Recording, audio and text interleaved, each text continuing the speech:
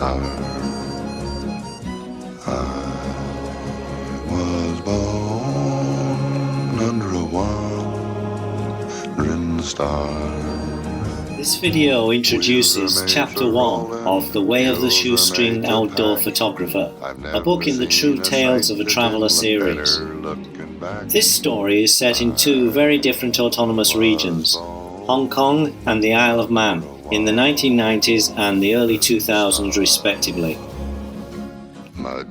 Life-changing decisions. Can a camera change your life? That was an interesting question, and also a question I felt certain I knew the answer to, based on my own direct experience. It was still barely light enough for me to see the camera, let alone the trail I intended to hike. So I decided to sip the first cup of coffee from my flask there and then. There was Port St. Mary, a small town at the southern end of the Isle of Man. And then was late summer, 2002. "Well, you certainly changed my life," I muttered to the camera. Then, rolling the SLR over until its lens was pointing at me, I added the question, "Didn't you?" That was a good few years ago now, wasn't it? Back in 1993, as I remember. Hong Kong Island, early 1993. Too hot in the melting pot. Probably about half of the residents of North Point's Metropole building, where I lived, were first-generation mainland Chinese immigrants, the majority being from Fujian province.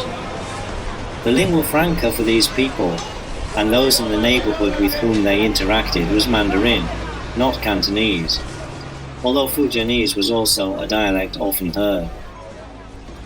I moved from Hong Kong Island, the urban heart of the British-administered territory, out of a desire to live in something larger than a shoebox, but without paying almost everything I earned for it. The new territories comprises over 85% of Hong Kong's entire territory, but was home to just less than half of the population of Hong Kong in the early 1990s.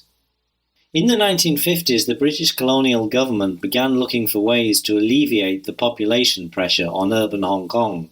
This was eventually achieved through the development of satellite towns in the new territories called New Towns.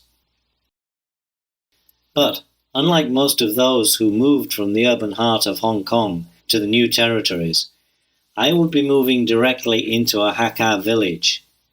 The Hakka, or guest people, are a Chinese ethnic group spread across the South China coast, Taiwan and Southeast Asia, known for being distinct and separate from mainstream Han Chinese society, with a history of living in walled villages. Space to dream.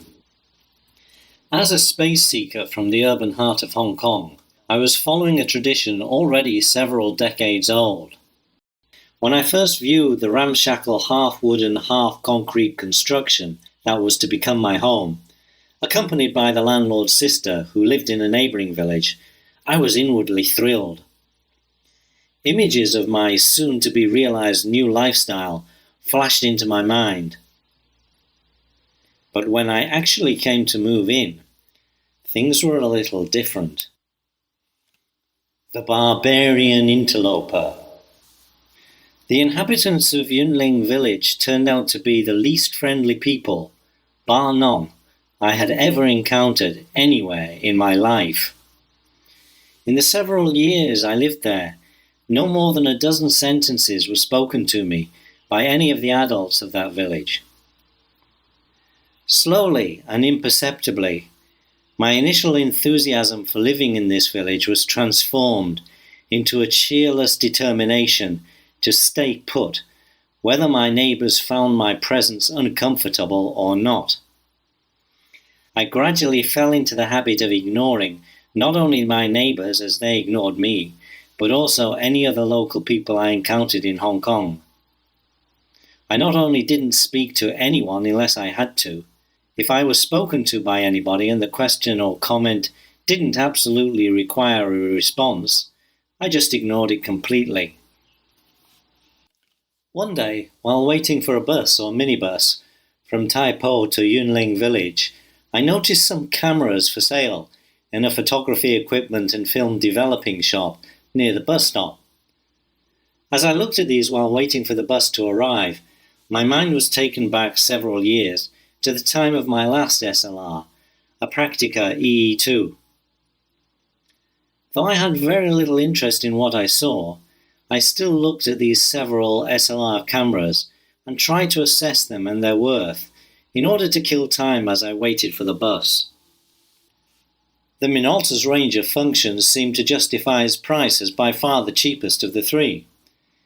And yet, it still seemed to be a very sophisticated and powerful model compared to what I could remember of my Praktica EE2.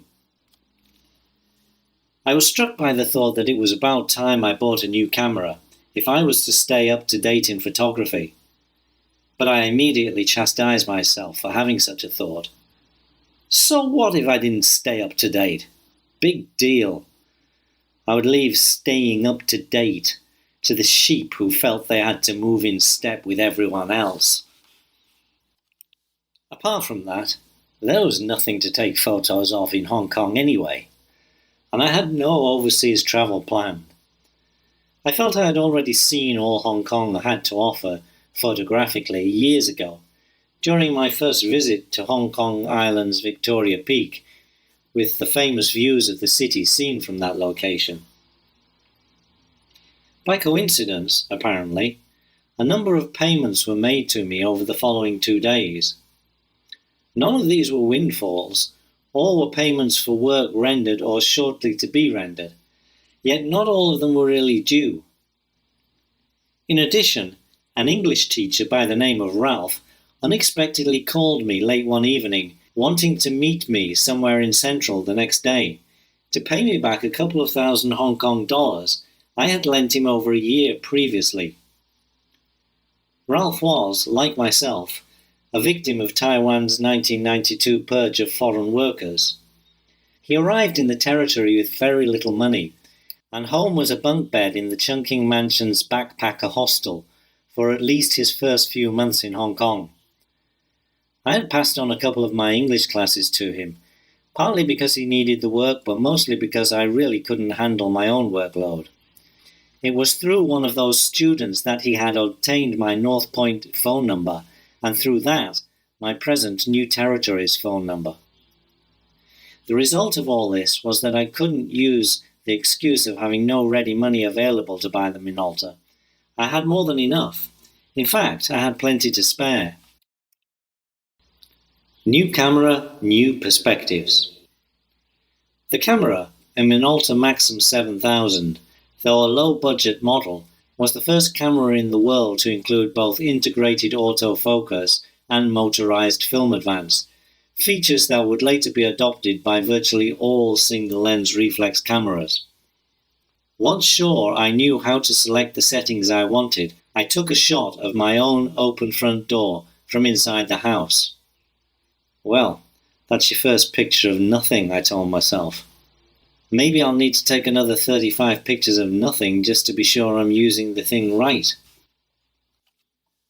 At first, making sure I was using the camera right was indeed the only excuse I could find for actually using up precious camera film on taking photos in a place where there was, in fact, nothing to take photos of, in my opinion. I still couldn't imagine what I could possibly find, even in the whole of Hong Kong, worth using an entire roll of film on. But I did enjoy using the camera, and after taking that first shot, I decided to take one more, in daylight, outside. I took a photo of the house next door, which was actually no more than a ruin, the roofless remains of the front and rear walls. Then I had an idea.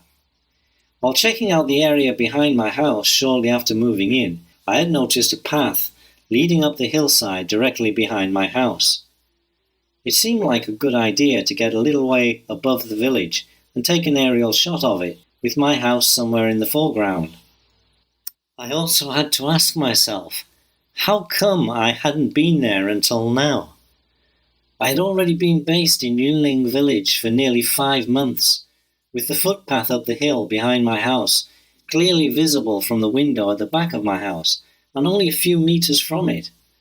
Yet, I had never thought of actually climbing it until now. I laughed at the absurdity of it. I had just discovered a mountain behind my house. I had noticed higher terrain to the north. I wasn't sure exactly how to get there, but I decided that come what may, I was going there, and before too long. Aerial views of any place can have a profound effect on a person's state of mind. They tend to put everything back into the correct perspective.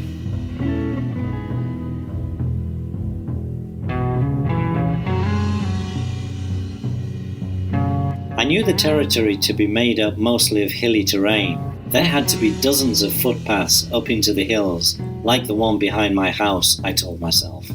I read that one could pick up government-published maps of all the official hiking trails in the territory at the General Post Office in Central.